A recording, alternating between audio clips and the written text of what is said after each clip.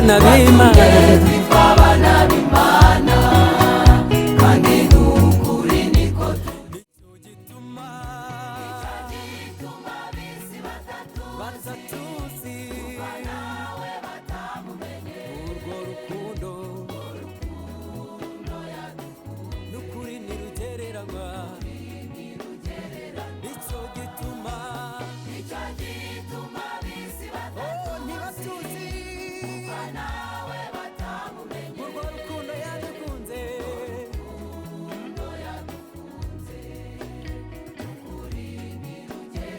urwo rukundo n'ukuri rurahebuje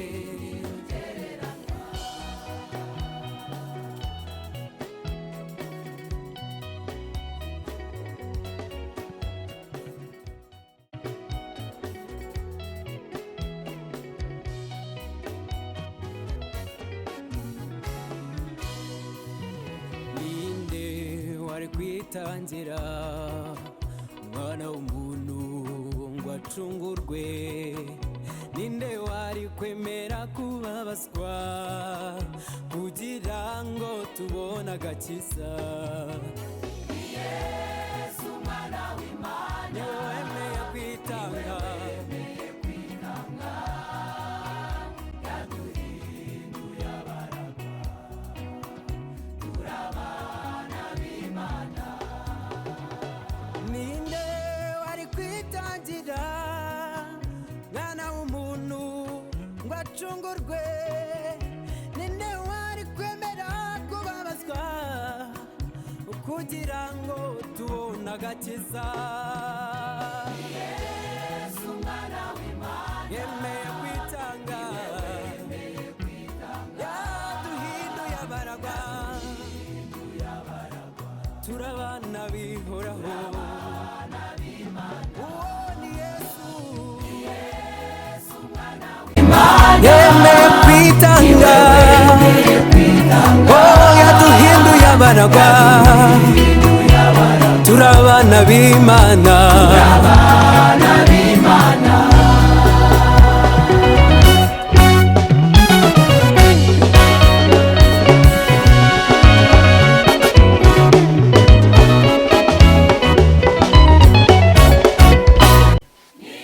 ndabashuhuje nanone umwanditsi w'igitabo cya kabiri cya Yohana cyangwa se urwandiko rwa kabiri rwa Yohana birumvikana ni Yohana nubwo urwo rwandiko rutavuga umwanditsi warwo ariko ibitabo byo mu bihe bya mbere by'itorero bivuga ko umwanditsi ari intumwa Yohana.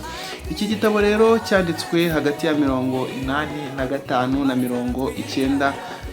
95 kuko ari urwandiko rwa mbere rwa Yohana n'urwa kabiri rwa Yohana byose bihuje igihe byandikiwe. Impamvu iki gitabo cyaba cyaranditswe, igitabo cya kabiri cya Yohana gisaba byihutirwa ko abasoma ibaruwa ya Yohana bagomba kwerekana urukundo bakunda Imana n'umwana wayo Yesu, bubahiriza itegeko ryo gukundana no kubaho ubuzima bwabo bumvira ibyanditswe.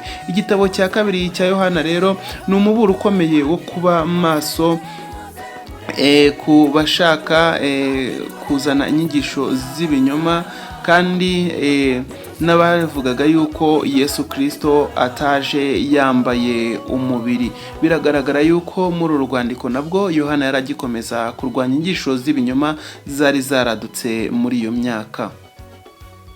Nimba rero ari ubwa mbere usomye zimwe mu nzandiko za Yohana, reka tukubwire imwe mu mirongo fatizo uzasanga muri icyo gitabo.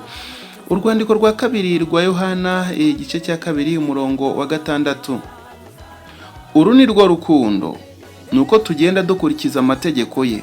Itegeko ry'Imana ngiri, nuko tugendera mu rukundo nkuko mwigishijwe uhereye mbere na mbere. Urwandiko rwa kabiri rwa Yohana igice umurongo wa 8 kugeza ku wa 9. Twibuke yuko ari imirongo kuko runo rwandiko rufite igice kimwe. Mwirinde mutabura iby'imirimo mwakoze, ahubwo ngo muzahabwe ingororano itagabanije. Umuntu wese urengaho ntagume mu byo Kristo yigishije ntafite Imana, naho uguma mu byo yigishije niwe ufite Data wa twese n'umwana we. Incamake y'igitabo. Igitabo cya kabiri cya Yohana cyandikiwe umubyeyi watoranijwe hamwe n'abana be. Ibyo birashoboka kuba yari umudamu ufite umwanya ukomeye mu itorero, cyangwa ikaba ari imvugo yerekeza ku itorero. Mu gihe itorero ryarenganywaga, imvugo zizimije nk'izo zarifashishwaga. Igitabo cya kabiri cya Yohana kibanze cyane ku miburo yihutirwa yerekeye abigisha b'ibinyoma batigishaga inyigisho nyazo za Kristo, kandi bakomezaga kuvuga yuko ari ubwiru bahishuriwe. Bavugaga ko Yesu atazutse mu mubiri, ahubwo ko ari mu mwuka gusa. Yohana yari afite impungenge cyane ko abizera nyabo bagomba kumenya abo bigisha b'ibinyoma kandi ntaho bahuriye nabo. Ihuza amasezerano ku gitabo. Yohana asobanura urukundo katari amarangamutima cyangwa ibyiyumvo, ahubwo ni ukumvira amategeko y'Imana. Yesu yongeye gushimangira akamaro k'amategeko, cyane cyane itegeko rya mbere kandi rikomeye, gukunda Imana, gukundisha Imana umutima wacu wose n'ubugingo bwacu bwose. Naho irya kabiri, gukundana, gukunda mugenzi wawe nk'uko wikunda. Aho gukuraho amategeko y'isezerano rya kera y'Imana, Yesu yaje kuyasohoza, atanga uburyo bwo kuyuzuza muri we. Gushyira mu bikorwa. Ni ibiki twakura mu rwandiko rwa kabiri rwa Yohana maze tukabishyira mu bikorwa? Mu magambo make, dukwiriye kuba abakristo basobanukiwe ibyo twizera, bashyira mu bikorwa ibyo Bibiliya yigisha, kandi tukirinda inyigisho z'ibinyoma. Aha niho dusoreje kandi urwandiko rwa kabiri rwa Yohana, tukubwira ngo dufite ibitabo byinshi byagufasha kwigisha Bibiliya. Dufite incamake y'isezerano rya kera, Old Testament Survey. Dufite incamake y'isezerano rishya, New Testament Survey. Dufite igitabo cy'itangiriro ku buryo bucukumbuye. Dufite kandi igitabo cy'ibyakozwe n'intumwa. Dufite igitabo cy'ibyahishuwe na Kristo. Dufite igitabo Omega, iby'ibihe bya nyuma. Dufite igitabo inkuru zitavuzwe zo mu buzima bwa Yesu. Dufite igitabo uko wabatizwa mu mwuka wera. Dufite igitabo abahanuzi n'ubuhanuzi, igice cya mbere. Icyo gitabo nanone ukaba wagisangamo ubucukumbuzi, cyangwa se hari abantu bagorwa no kwiga ibi bitabo bitanu by'abahanuzi bakuru, no kuvuga igitabo cya Yesaya, Yeremiya, amaganya ya Yeremiya, Ezekieli na Danieli. Ugasanga birabakomereye cyane kubyiga. Kubera iki? Nta guidance bafite. Ariko muri iki gitabo abahanuzi n'ubuhanuzi, igice cya mbere, twarasobanuye, twaracukumbuye, twakoze uko dushoboye kugira ngo mubone ibyo mukenera mu gihe mwifashisha cyangwa mwiga ibyo bitabo. Ku mugereka cyangwa se nk'inyigisho zongewemo n'inyigisho z'abahanuzi babiri nanone bari bakomeye muri Isiraheli, Eliya na Elisa, nazo ziri covered muri icyo gitabo. Ndagushimiye cyane rero. Wifuza ibyo bitabo waduhamagara kuri 078 53 940 078 53 940. Ariko nanone dufite ibitabo muri library ushobora gusoma.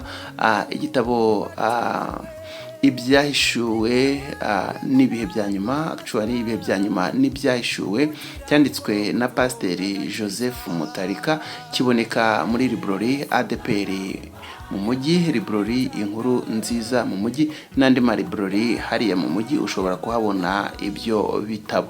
Hanyuma kandi ushobora kuduhamagara nanone wifuza ibyo bitabo, tukabasha kuba twabikugezaho.